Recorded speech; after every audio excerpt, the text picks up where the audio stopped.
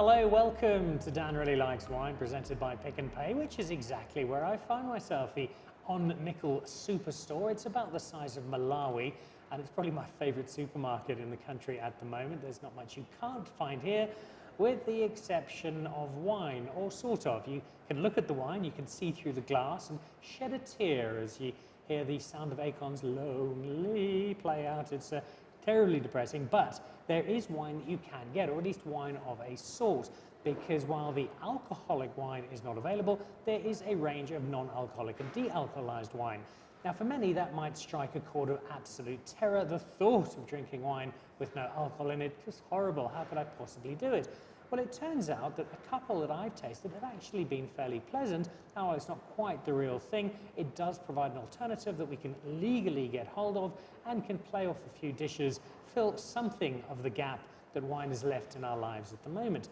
But rather than just try these on my own and have a look at some of the range, I thought I'd drag somebody in who's been on Dan Really Likes Wine before. He pretty much decides what rises and falls restaurant-wise in Johannesburg. He's an enormously powerful man who's been sitting at home very depressed for the last 4 months with wine sales stopped and restaurants being closed. It's an enormous pleasure. Say hello again to the Joburg Foodie. Hey, Steve, how are you? Yeah, all good. Good to be out and drinking wine. It's been a while. On the sort. Yeah, exactly. We're going to be trying this in a moment, getting your thoughts on de-alcoholized wine. But let's talk about the restaurant industry at the moment. And it's a very difficult topic to broach without immediately falling into a pit of gloom and despair. If I look back at the work you've done over the last while, a particularly poignant tribute to Farrow, a restaurant we both adored, that is one of the many to have fallen by the wayside, was both a great example of your skill with a pen, but also a very sad reminder of the impact that these times have had on this industry that we both love so dearly. It's just been a horrible time for restaurants.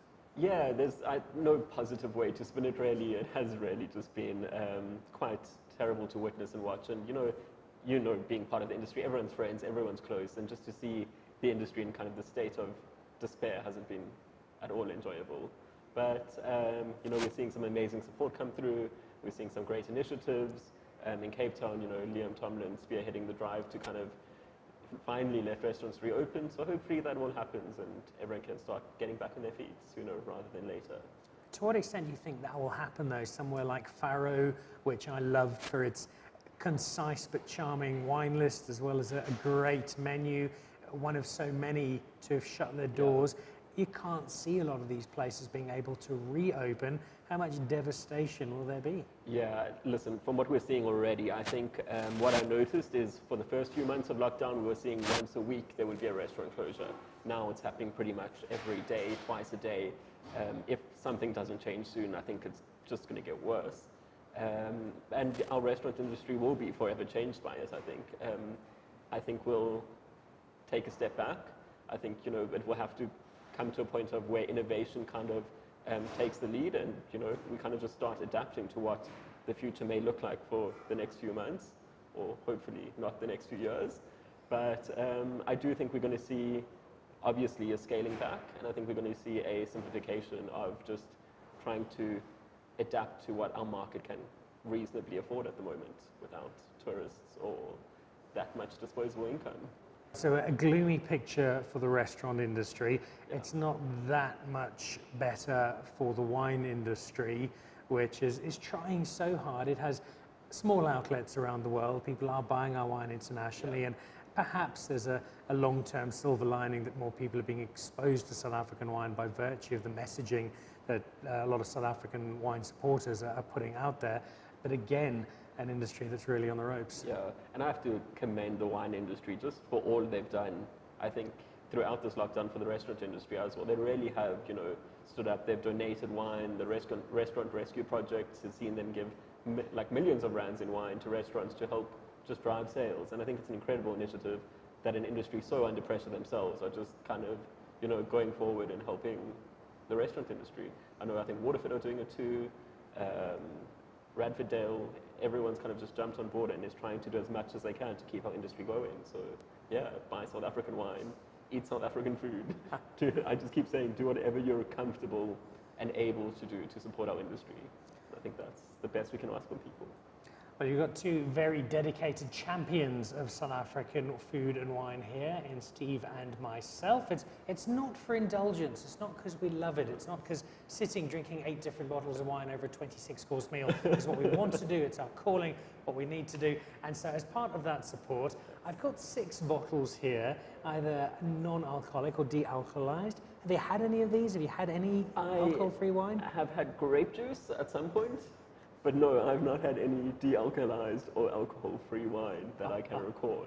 I kind of had this vision of a 3-year-old Joburg Foodie being bottle with fed the very license. The world's first Zolto baby bottle. Something in that.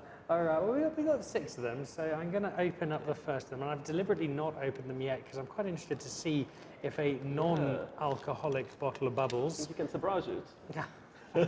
Which you can do with pretty much everything. Did I see you do one with a credit card the other day? Yes, I did one with a credit card.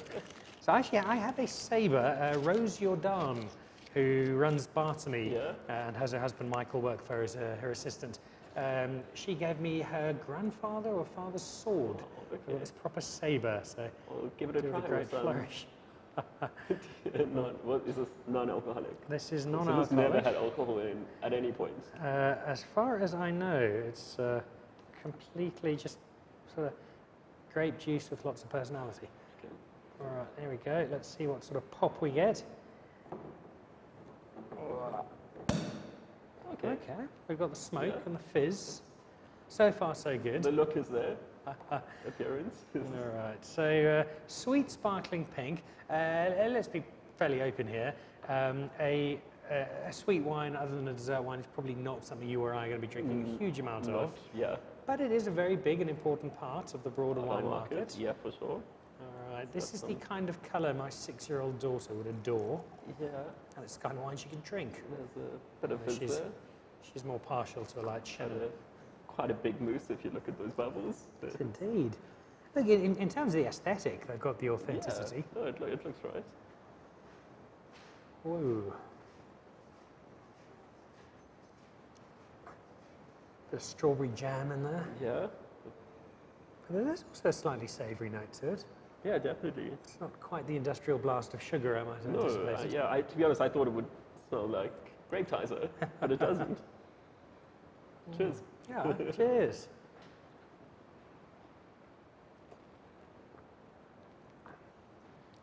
That's very sweet. It is. Definitely more of the grape tizer on the palate than on the nose. There is the fizz, there is the bubble. How much of a wine feel do you get to that? Not much. Yeah. I think it's pretty one-dimensional. But listen, it's a sweet wine. You get the strawberries, the candy floss, all that. If you're looking for that, then. And I think I was discussing this with somebody the other day. There are far fewer moments of celebration now than there have been at more regular times. But it might be the case where you've somehow got a job in lockdown, or somebody's recovered from corona, or something's happened that's worth celebrating. Maybe, getting through another week. Maybe you're an Arsenal fan and you haven't lost a game for a change. And just opening this, feeling the pop, feeling the fizz, it does trigger. It's celebratory, at least. All right, so it certainly is sweet, but it's got the fizz. It's got a touch of celebration to it. And in times of no alcohol, and it's in appearance it works. It does. Yeah. All right, well, there's one. Let's go. You're a man of expensive taste, I know. So this is all the way from Italy. Fantastic. This is some alcohol-free Dolce Martini, making a 0.0%, so completely alcohol-free. So one of the issues if wine has been done in the spinning cone style, the centrifuge, there's still a splash of alcohol there, so 0.4%. We'll find that with the von Loveren in a moment. But this is completely. This is completely. So you might not, if say for religious reasons you can't drink, 0.4% is still not going to fit the bill. Whereas this one, you can absolutely nail. I can safely say that I have never had this, and I'm also not sure it'll be terribly similar to what James Bond might order, whilst wearing a tuxedo. Different type of martini. All right, so here we go. Sunny, are you a martini man? Sparkling grape beverage. Yes. Okay. I'm familiar with products, I guess. Yeah, I'm not sure if I've had the occasional martini, but like you, I probably gravitate towards a glass of wine more often than anything else. So there we go. Comes in from Italy. Because they've got a alcoholic version of this martini sparkling. They do. Yeah. I think I forget what's I've available. I've tasted that. And did you like it? Yeah, it makes great like Aperol spritzes and stuff like that. I think More of a sort of Prosecco style? Yeah. Okay. It actually, I don't want to say it's Prosecco, but I think it's definitely Prosecco style. Yeah. All right. Could be mistaken though. It could definitely be Prosecco. All right, colour gets me first up. It's a deep golden yellow that I wasn't expecting. You can't really see through the bottles, so a little surprise first up. Yeah. Not quite as much of a mousse as our looks like it spent some decent predecessor. time on lease. Like, that's what I'm getting from the colour.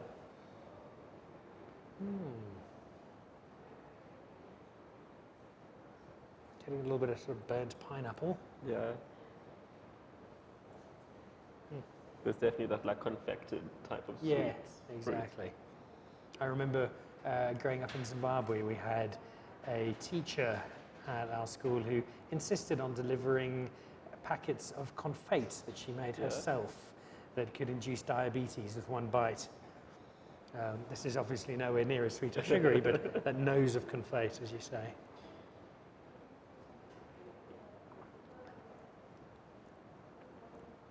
That's quite interesting. Yeah, it's not as sweet as I imagined it would be. I wouldn't go far as saying subtlety, but it's certainly, there's a bit of apple there. Yeah. Almost. Not nearly as overpowering as the first one. Yeah, or as the nose suggests. Yeah. Kind of.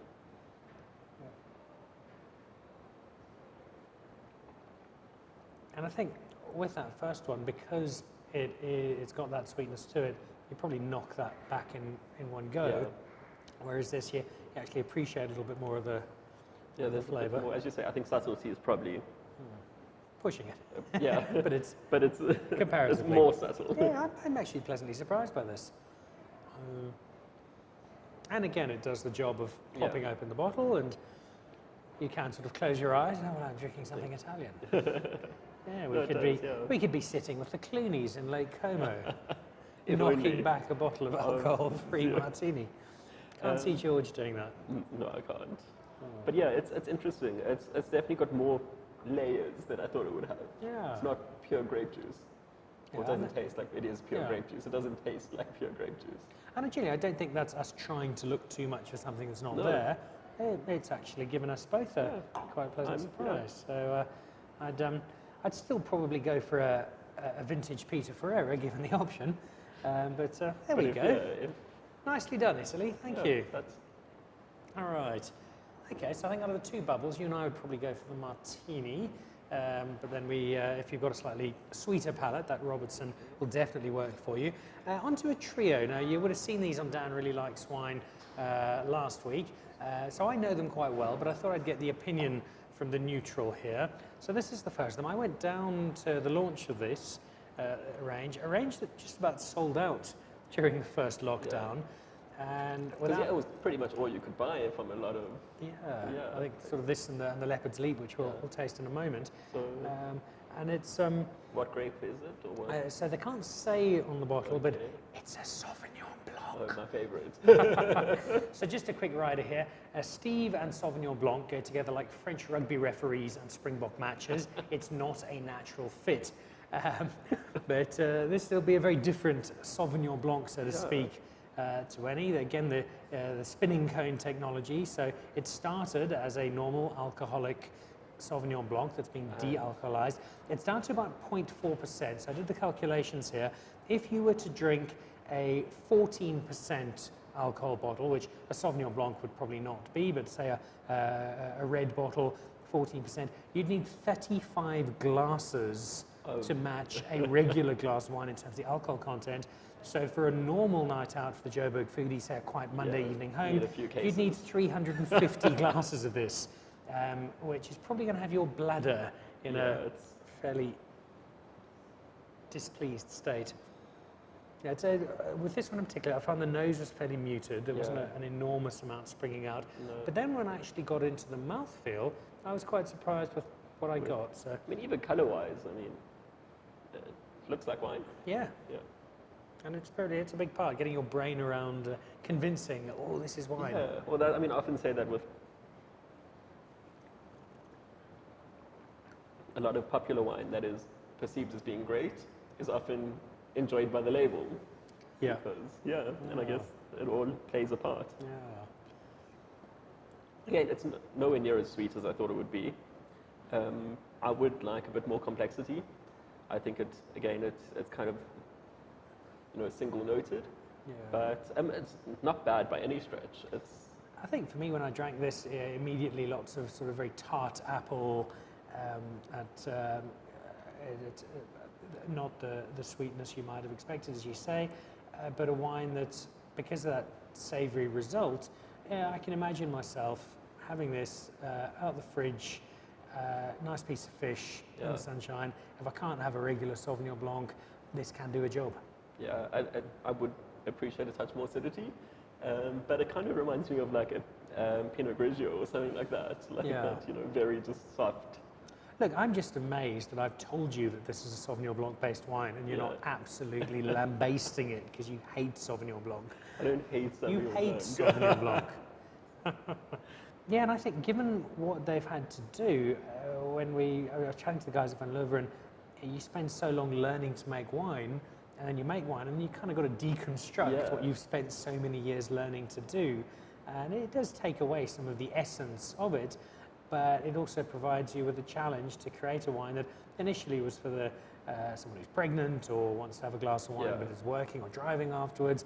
Now all of a sudden, thanks to the times of Corona, it's for everyone. We've got something that fits a much, much needed space. Yeah. Oh.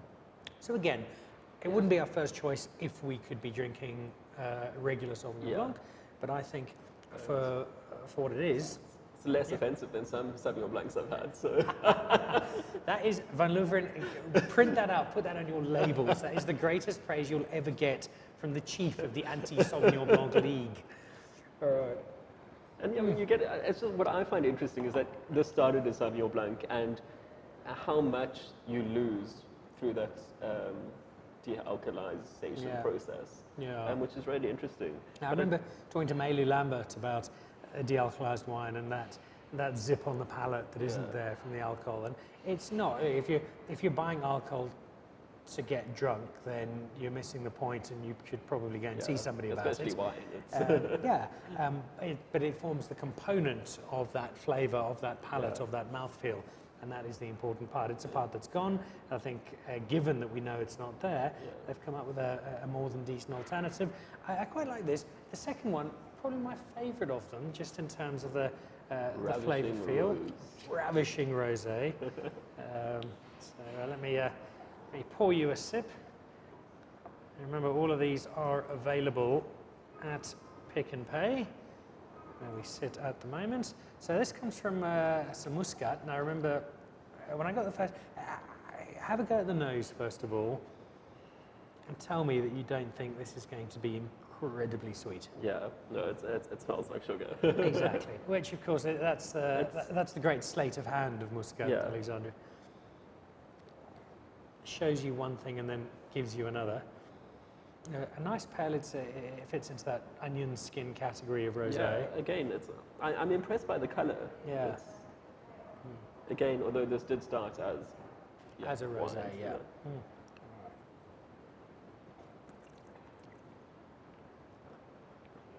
The look of an underwhelmed man. Again, I'm just surprised at how much alcohol contributes towards flavour, and I think a lot of people underestimate that if they don't know wine. And as you say, you think you just drink wine to get drunk. Whereas in reality, I mean, this is a great example of the complexity that alcohol does add. But you still get some of those like typical rosé notes coming through. It's just, it's strange not to have the acidity that clearly alcohol brings to these wines. Add a splash of lemon juice. Oh, you're a savage, Stephen. Yeah, balsamic vinegar, far better. But again, I can imagine I made some duck the other day, David Higgs gave me a suggestion. Scallion duck pancakes. No, I did something even simpler. Okay. When you're cooking and trying to manage 2 small children at the same time, simplicity is a great path to take. Just some seared duck breast, started in the cold pan, scored the skin, and then some fresh cherries. And it was literally duck and cherry. And I think that combination, again, there'd be other options I'd go for first if I had the alcoholic range available. But I think this, with just the flavour profile it has, could play off that quite nicely. Yeah, and I think that's where these could really be fun to play around with, is with pairing, because then you're working much more with flavour combinations than you are working with flavour of the wine alone. Yeah. And I think then, yeah, it actually could be quite cool to play around. Well, I'll tell you what I'll do. I'll set you a challenge over the next few weeks. When you're not making intricate meals with Mr. Sarnoki and creating stuff that none of us can ever hope to replicate, come up with a couple of dishes. I can hardly replicate it most of the time, but it's been a lot of fun, I have to say. Your eclairs. Have a look, if you can find them on his Instagram feed, have a look at Steve's eclairs, works of art. Yeah, I'd be interested pretty well with most of exactly. I'd be interested to see what you come up with. So there's a challenge for you. Okay, that is, this is, for me, this one was always going to be the most interesting because red wine has usually got a bit more alcohol than a white or rosé. In terms of substance, there's a bit more to work with. Yeah. So how did it come up? This was a Merlot before it got my second favourite varietal, after Sauvignon Blanc, of course. You're a peasant sometimes. Chateau Petrus is Merlot, for God's sake. That is true. And if you haven't had the Shannon Merlot, I must try it out. Mount Bullitt. Right, again, definitely got the colour. Just, it looks the piece. Now, it'd be quite interesting if you pop this in a blind tasting, to see say you've had 2 or 3 Cinsaults maybe, or a Grenache, particularly light Pinot, even a newer style Pinotage, and pop this in at sort of number 5 or 6, once the palate has been engineered. Oh, this one's a bit lighter.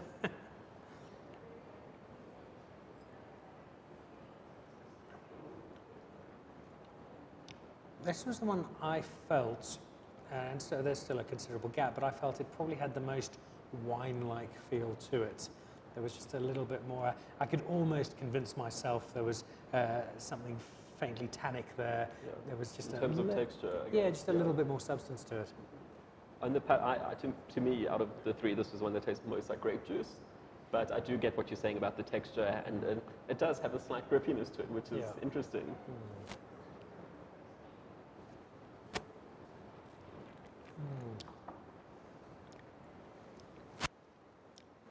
Again, you can.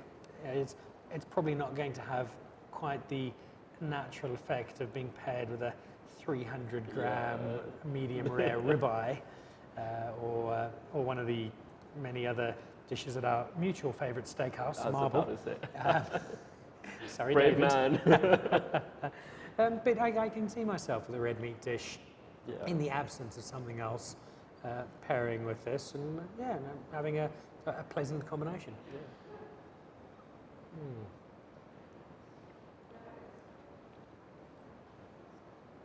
Right, so we are 5 glasses of wine down, and neither of us is feeling the impact. All right, we've got one more to go. We're going to find out. Dan really loves wine tasting. I may leave somewhat sober. All right, so this is the last one. Our de-alcoholized classic red. Right. Oh, again, nice colour to that. From the pour, that looks most like wine from what you've poured so far. And it's always. Is it also Merlot? No, this is actually a Cab Sav Cinsault derivative. Okay. So, actually, speaking of Cab Sav Cinsault, if you get the chance, Ian Nadir, his Opar Willem, I think the 2018 is out at the moment. Just launched. Yeah, bringing Cab and Cinsault together. When we can buy wine. Yeah, splendid wine. Throwback to the 1960s, they used to do that as a blend quite regularly. It was kind of like the formation of the Cape Blend in a way. Yeah, it was starting with that. With the old Cape Blend. The old Cape Blend. Pinotage muscled its way in. Oh, there's almost a bit of smoke on that nose, isn't there? That nose is not at all what I was expecting. Yeah. So this, of course, Leopard's Leap, the little cousin of La Motte. But a good brand, it's a brand. It's generally I've always thought of it as a brand that just consistently gives really good value for what you get. All right, let's give it a crack.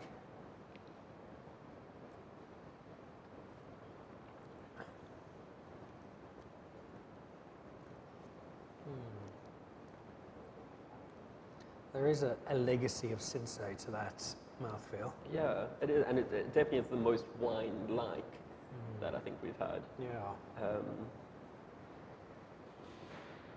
As opposed to...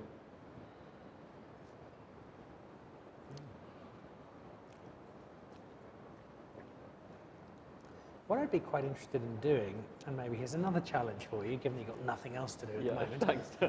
is take the same dish, maybe it's something simple like a ragu, and cook one of them with a regular bottle, if you can spare a bottle to cook with, and then one with a de-alcoholized, and see how much that impacts on the flavour of the food. Completely. Because in theory, you're cooking off the alcohol, so provided it's exactly the same wine, so maybe a Loveren Merlot compared with... That could be it. All right, overall feel? Slightly better than you might have anticipated? I'm surprised. Yeah. I think impressed may be stretching it, but I think considering where we're at, there are great alternatives if you don't have wine at home and you are looking, I'd say, particularly for pairing purposes.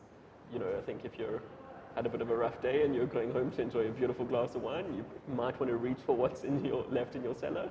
But if you're looking for something to pair with food, I think, you know, there's some stuff here that could go really well with just, you know, roast chicken, salmon, just very like lighter, kind of more... Nothing too complex. Simple dishes. And as you say, I'm interested to see how they pair and what flavor combinations do with what is in the bottle. All right, what are your thoughts? Yeah, so I've had most of these before. I thought the Martini was probably my biggest surprise of all of them. It had a bit more depth to it than I was anticipating, and I could happily drink a glass or two of that. I know my friend John Smith, the rugby player, has found a particular brand of non-alcoholic beer that he loves because it still tastes like beer, and he's able to have 25 of them and then still go home without any problems whatsoever. Wine, I think it's more of a challenge, given that there's, with apologies to beer drinkers, there is a greater level of complexity and more components to wine. The aging, I'm not sure any of these are made for aging, and so trying to replicate what you get in wine as we know it with wine here is going to be a lot more challenging. Given our absence of alternative options, I think you've got a few bottles here that I'd happily bring out and say, right, well, we don't have anything else. This is going to fill a gap. No, 100% agree. I have to say the Martini was most surprising in its depth is, you know, perhaps pushing it, but again, it's in its least grape-like quality. But yeah, no, it's been interesting, and I think it's well, this is definitely worth trying. This is kind of what you can find if you're looking in the South African market for non-alcoholic or de-alcoholized wine. Keep an eye on the Joburg Foodie's social media machine for upcoming pairings and possibly some cooking with some of these wines. Just before we do let you skip off to go and whip up a double blue cheese souffle for lunch, you mentioned some of the ways restaurants and the wine industry are being supported. Give us a couple of people watching now thinking, I'd love to help out the industry, so somehow what can I do? What's an option here? Yeah, I think there are numerous options. I think the Restaurant Rescue Project is a phenomenal one where you can, and I think it's great value for consumers given the times. You buy a voucher that gives you a meal, and it also then gives you 6 bottles of wine from a partnering winery. So I think they're mostly Cape Town based, but hopefully we'll see some Joburg ones coming through. I think also just something as simple as buying a voucher to your favorite restaurant, getting takeouts if you're not comfortable eating out. I know people are a bit hesitant to do so, and I completely understand that. But just, supporting whatever way you can, really. And just, we need to keep going. We're resilient, we're strong, so have to keep at it. It is an industry under siege. It's pretty much a country under siege as well, but the wine and the food industries have never taken a hammering quite like this, and it's particularly upsetting to me, not just because I love both of them, but because we've got some of the best chefs in the world, we've got some of the finest wine in the world, and to see those restaurants fall away, to see those wineries in such trouble, I find really, really, really distressing. On top of that, the sheer number of people employed means it's a space we need to do our best to support, and hopefully have regulations amended as soon as possible. Until then, Steve, enjoy what wine remains in the Joburg Foodie cellar. I'll do. And let our next glass be something with a little more familiarity to it, shall we say. In a restaurant.